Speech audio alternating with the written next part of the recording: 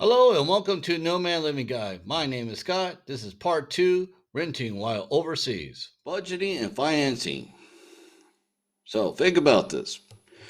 Every apartment I have, pretty much I went by myself on, and from Ukraine and Poland, definitely you need a down deposit. It's always they always ask for the first month's rent and last month's rent. So that's that's fun. Especially the last apartment I tried to get. I had some money problems trying to pull money out of my bank. Um, my landlord is, well, he's kind of old and he doesn't like the new technology. So he wants money in his pockets. He wants money in hand. And if there was no money, well, the conversation didn't go that far.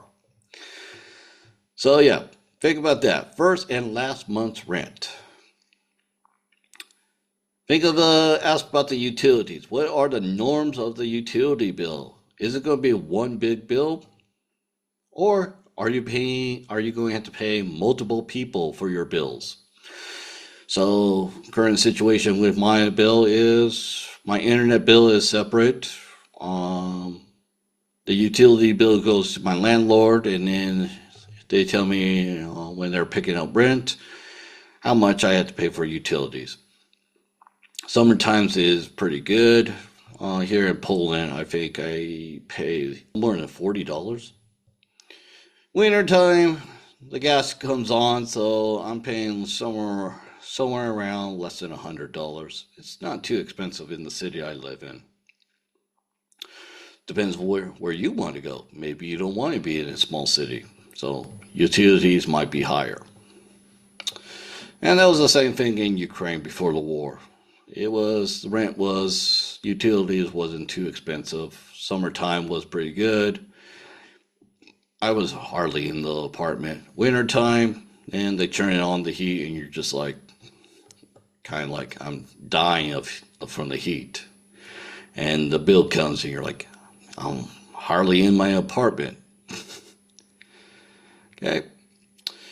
Also, think about maybe there's some maintenance fees. Maybe you're going to want to be in a new building than an old building. Think about that. Think about renter insurance. I'm not big on renter insurance, but I have been a victim of a break-in. So, do you want to pay out of pocket or have that protection? I don't know. That's up to you. That's between what you want. But a reminder, you run the risk. Uh, and that's a but I still wouldn't get. I wouldn't do renter insurance, but some people would. If you want comment, if you want more information, and I'll put out more information about renter insurance. Okay. Okay, so utility bills here in Poland, my utility bill is separate, and it's a weird system that they have in place, and it depends on your landlord. My first landlord, she was kind of she was kind of funny.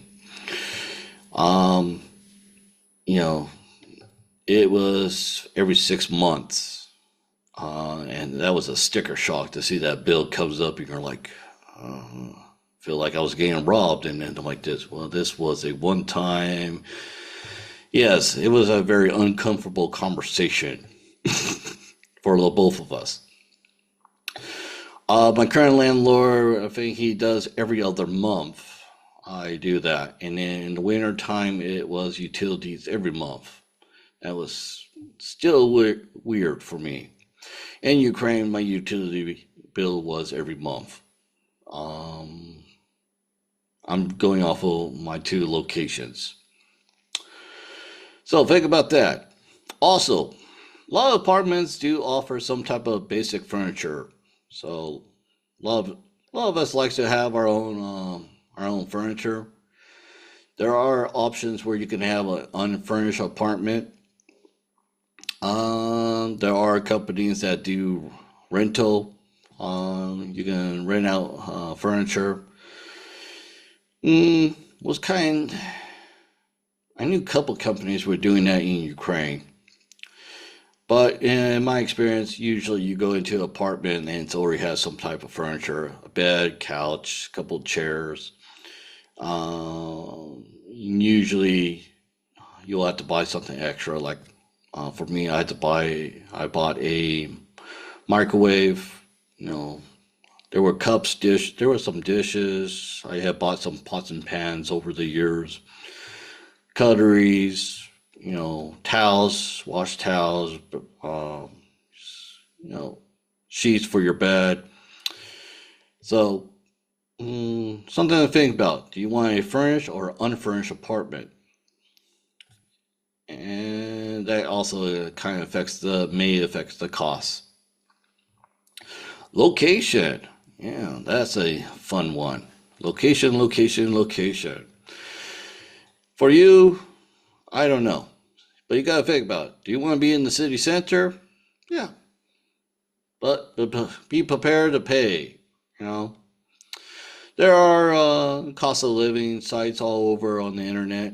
You can just hit up what's the cost of living in the city center of whatever city you're picking. Rome, Germany, see Berlin, Athens, Tokyo, Seoul, whatever the city you're living in. Look at what is the cost of living, rent. What's the average rent in the city center? Which is a place where a lot of the foreigners go to.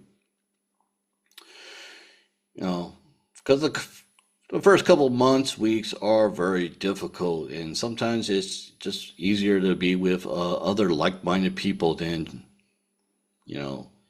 First, you'll say, "No, I don't want to be with my own people." Eventually, you're like, "No, I kind of do want to hear some English sometimes." I don't want to hear whatever language is. Sometimes it's just nice to talking to another native speaker. So again, I would use the expat forum sites on Facebook to see where are the foreigners are mostly living, and usually we end up in one area or two. Depends on the city you're living in, and I don't really know your preference, but city center is the options. There's like other districts, in Ukraine, in Kiev. I was not far away from the metro. The metro system was really good. A lot of my jobs and my apartments were within 15 minutes away from the metro, so that was best. Um, Taxis, yeah, it gets a little expensive, and then public transportations, buses and trams. After a long day at work, I just don't want to be on that. The metro was the best choice for me in Ukraine, but here in Poland, there's like, I think Warsaw is the only place with a metro system. I had to think about that one. So yeah, think about public transportation. Where you go, which is Google tries to be okay, but the city I'm in, Google is not really that great on public transportation. It's pretty good in the bigger cities, but it was okay in Ukraine. That was kind of funny.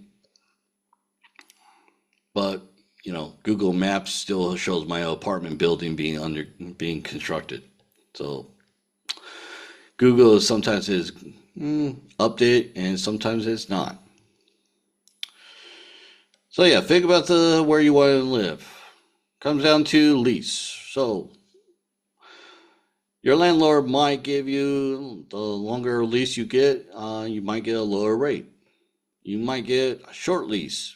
Um, Usually 1 year is the preferred, and then they just ask you. The landlord will come to you and say, "Do you want to do another year?" Yeah, sure. And then could be like a verbal agreement or a piece of paper, and they're like sign here and saying, "Okay, this is the new contract." Yeah. So think about that. Funny part was in Ukraine when I was looking for my last apartment, one place was offering me 90 days contract.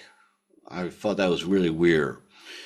And then another building not far from where I was looking at, they were offering me 6 months, and I felt that was really weird when I was mostly encountering my whole time in Ukraine 1 year contracts. And this was 2020, 2021.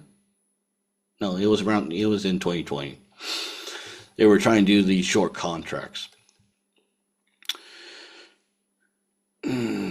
And my wife she didn't want to entertain that, so we just walked away. So yeah, ask around and ask on these what's the typical lease contracts in the city you want to live in. Negotiating rent. Don't be afraid to negotiate. Ask for discounts.